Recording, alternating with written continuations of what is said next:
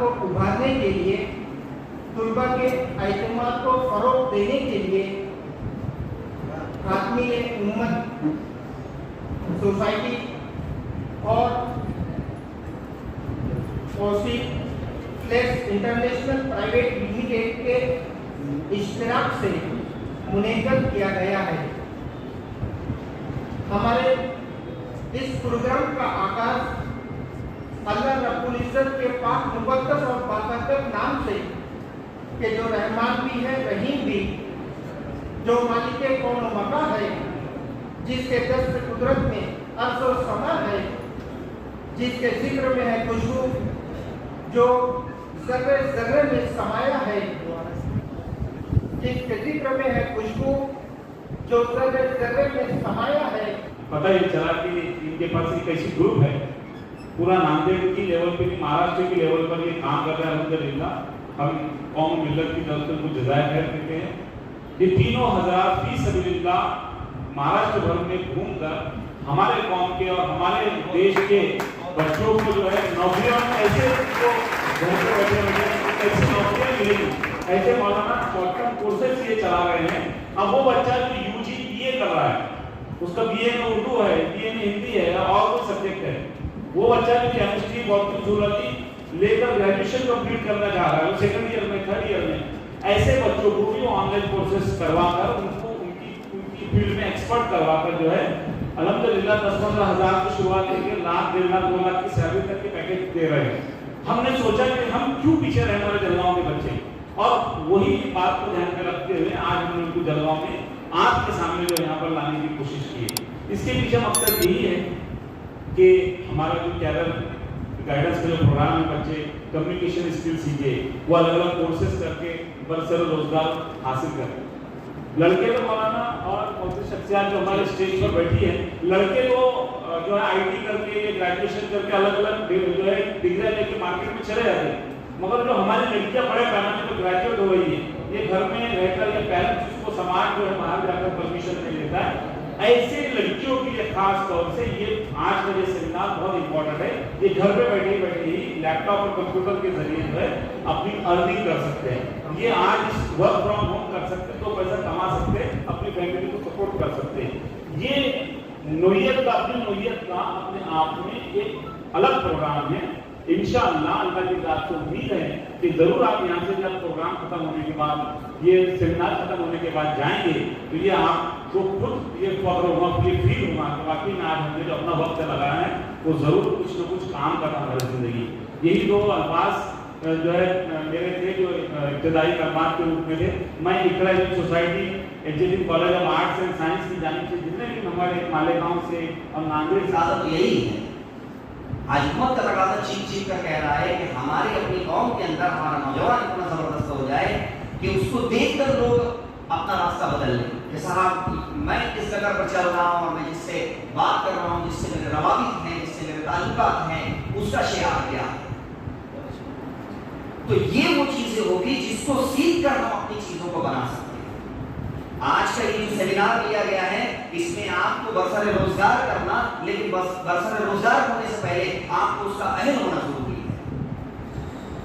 अगर आप उसके अहल हैं, आपकी पर्सनैलिटी वो बात करती है, आपका अंदाज वो कहता है, then it's a nice combination to get that place. And whatever the expected salary you want, you will be given. But basic thing is that आप अपने आप को संभालिए, and the very title is that the communication skill and the personality development or that I जिसके लिए मैं कि आपकी personality भी वैसी होनी चाहिए, आपका अंदाज़ बयां भी वैसा होना चाहिए। अब अंदाज़ बयां के लिए क्या चीज जरूरी है, कहाँ बात करूं, किससे बात करूं और कितनी बात करूं और कब करूं और क्या करूं, बहुत अहमियत का मामला है। मैं गुजारिश करूंगा इससे पहले कि मैं गुफ्तगू कराऊं, मैं चंद सवालात के साथ मेरा सेशन में इंटरैक्टिव रखूंगा, मैं आपसे गुफ्तगू करता रहूंगा। मैं गुजारिश करूंगा, I have come up with one of the videos, so could you please play so that I can ask you questions.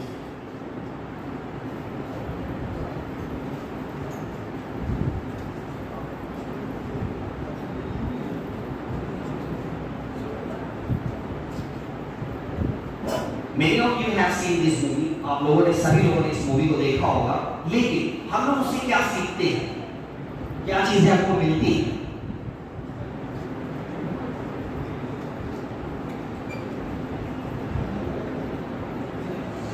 मैं इसमें इतने सारे इंसाइट्स आपको बता सकता हूं कि आप अंदाजा नहीं लगाएंगे, लेकिन मैं चाहता हूं कि आप उसको इस नजरिए से देखिए कि आपको उसमें कुछ सीखने को मिले।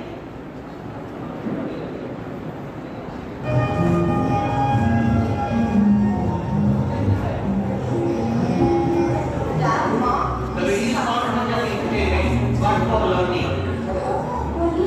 So shocked to see a moon picture on a page in a newspaper. What she meant to say was, she said it's in the press. What are you doing with spectrum? You like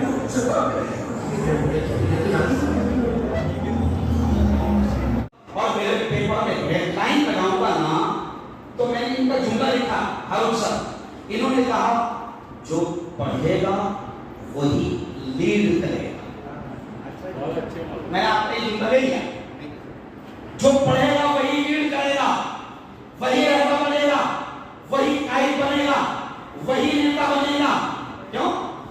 अब negative हर अंदाज से लोग रहते हैं, तो अब कुछ लोग ये भी सोचेंगे कि इम्तियाज भाई गलत कह रहे हैं, हमारा वज़ीर आज़म तो चौथी पास है। तो अब वो वक्ती तौर पर, अब ये इतना मेरा सुनो, वो वक्ती तौर पर लीड करेगा, मगर अगर जाहिल को अगर लीडर बना दिया जाए तो वो तबाही मचाएगा, और उसको खुद मालूम है कि मैं अनपढ़ हूं, मैं तबाही मचाऊंगा, इसलिए वो पहले ही कह देता है कि भाई बहनों हमारा क्या है, हम तो कभी भी झोला उठाएंगे। और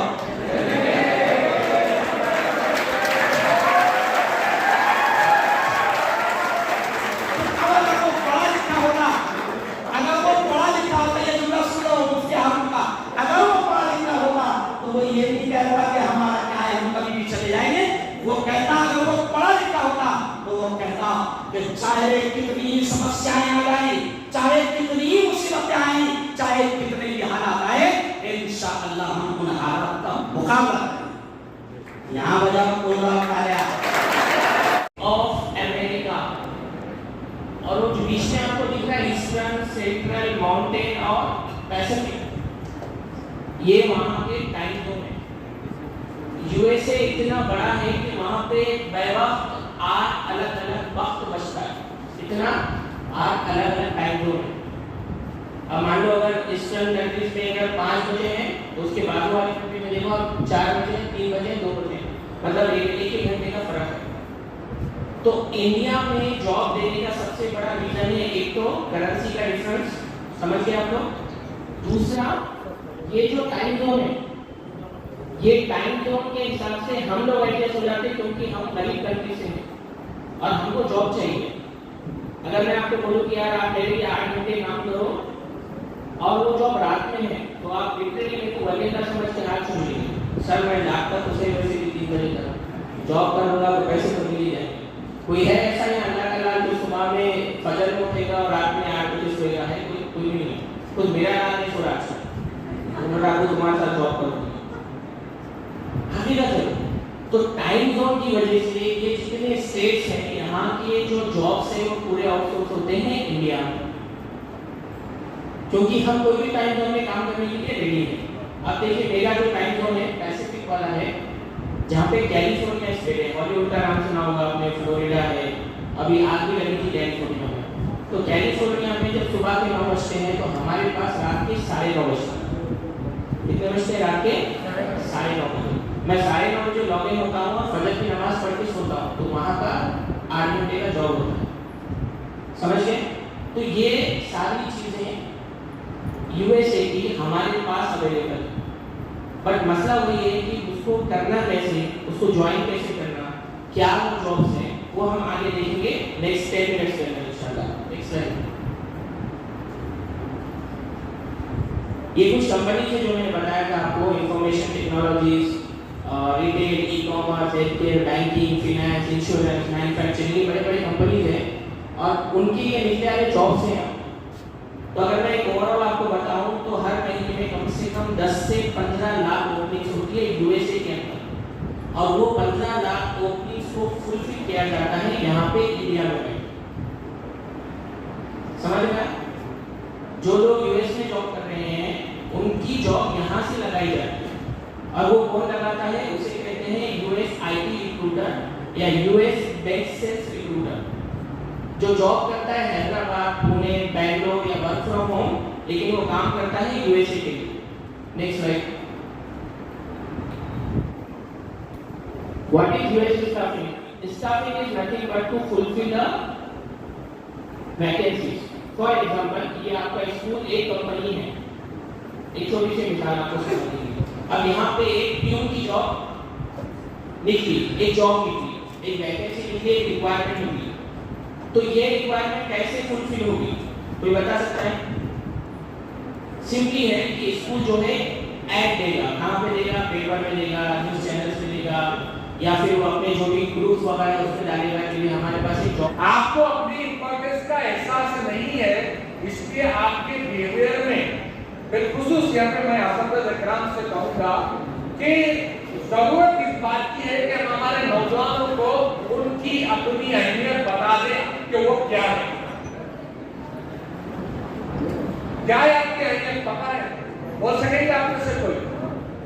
खासतौर पे लड़कों से मुखातिब हूं भाई, बताएंगे आपकी क्या अहमियत है?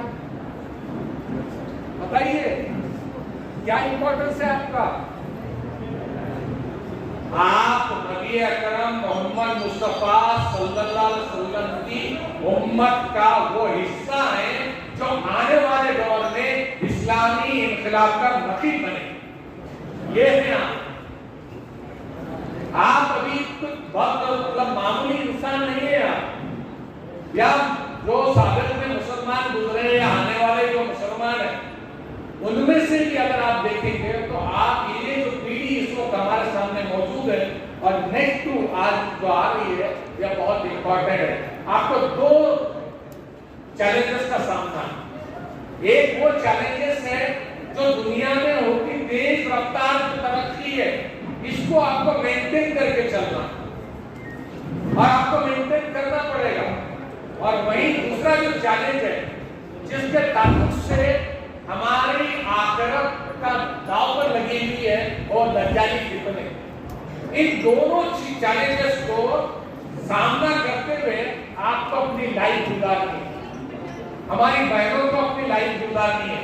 अगर आपने किसी भी हवाले से ये दोनों चैलेंजेस में जरा सी भी गफलत की तो नाकामी का सामना आपको तय है।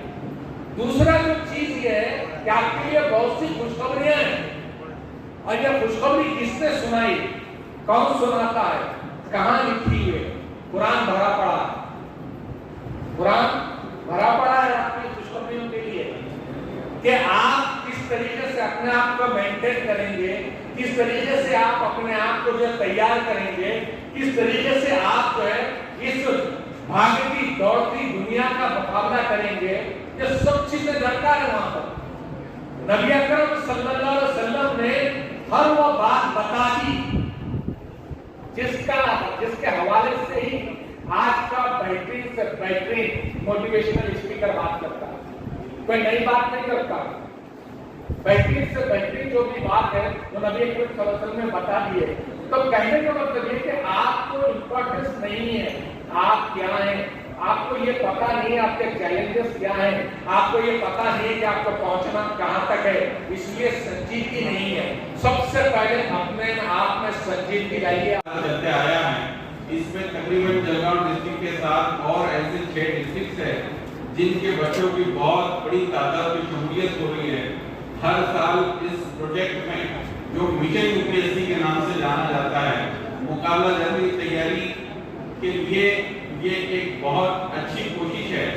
हमारा परसेंटेज यूपीएससी इम्तिहानात में, एमपीएससी इम्तिहानात में बहुत कम है, उसको बढ़ाने की ये एक कामयाब कोशिश है।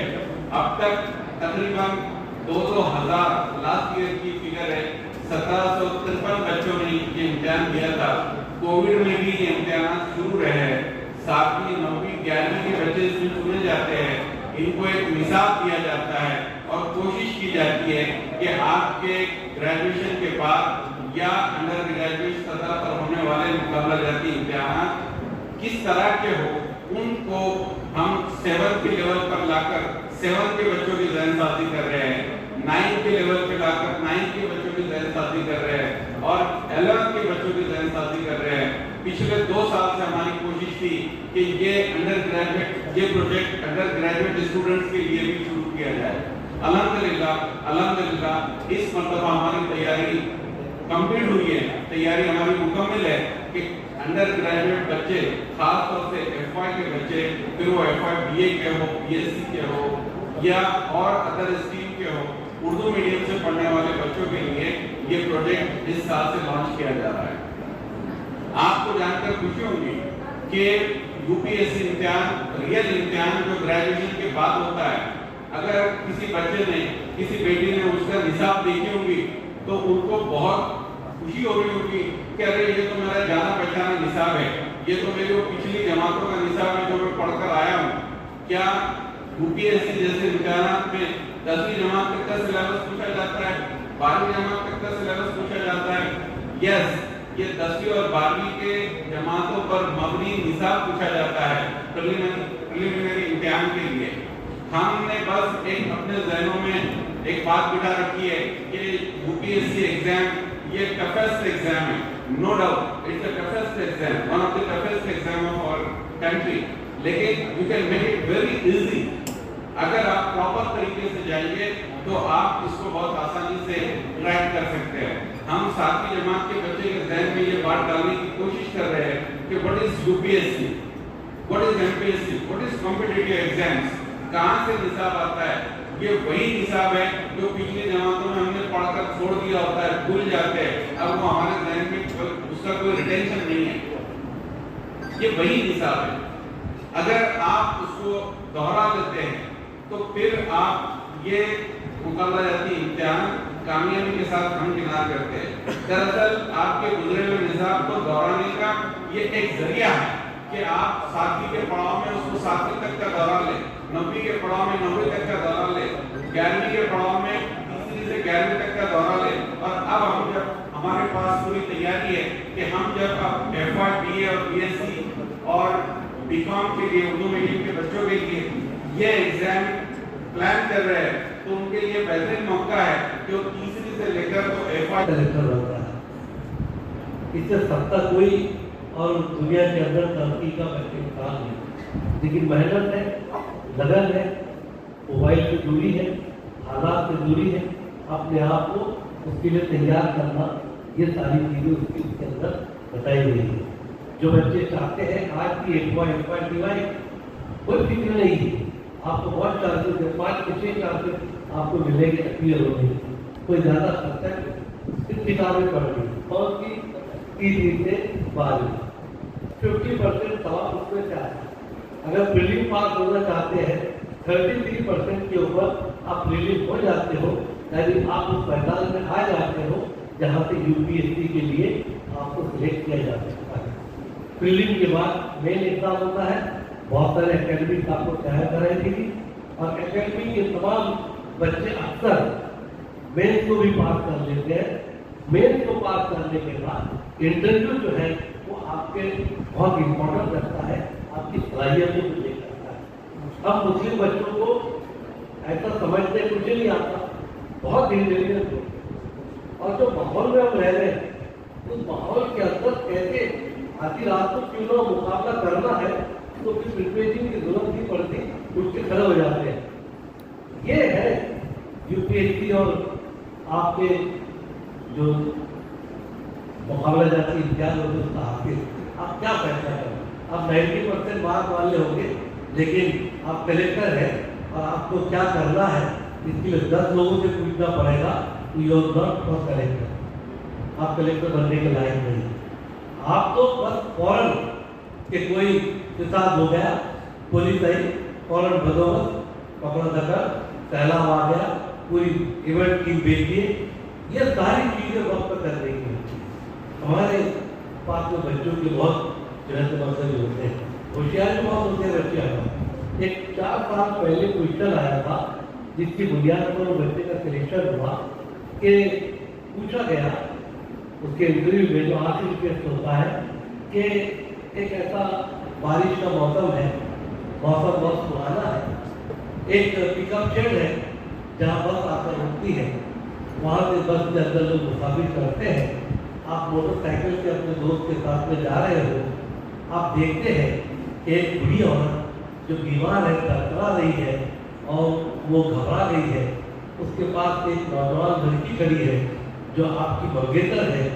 ऐसे वक्त में आप क्या करेंगे? ये सवाल पूछा। अबू रोटे तो बोलते बैठे क्या बोले? बिस्मिल्लाहिर्रहमानिर्रहीम। आज का ये हमारा प्रोग्राम कैरियर गाइडेंस का जो सेमिनार ऑर्गेनाइज किया गया, मैं अल्लाह ताला का शुक्र अदा करना चाहूँगा कि ये मुकम्मल होने जा रहा है। और साथ ही सबसे पहले हमारे इस प्रोग्राम के सदर डॉक्टर अब्दुल करीम साहब का शुक्रिया अदा करना चाहूँगा कि उन्होंने अपना कीमती वक्त समय दिया और हमारे स्टूडेंट्स को गाइड किए।